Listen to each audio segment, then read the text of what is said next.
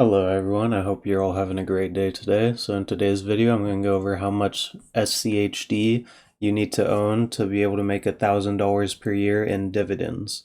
So just a quick reminder, the SCHD is Schwab's US Dividend Equity ETF.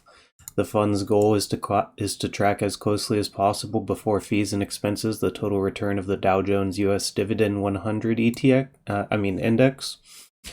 And if we take a look here, we see SCHD's dividend yield is 3.72% with an annual dividend of $1.05 per share. And if we look at SCHD's current share price, it's trading at $28.38 per share as of March 11th, 2025. So to get $1,000 per year on a 3.72 dividend yield, we're going to take $1,000 divided by the yield. That gives us $26,881.72. So that's how much money you need to invest into SCHD to get $1,000 per year.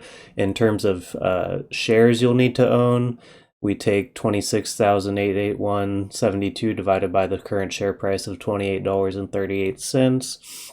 That gives us 947 shares of SCHD, about 947.21 shares of SCHD to make $1,000 a year.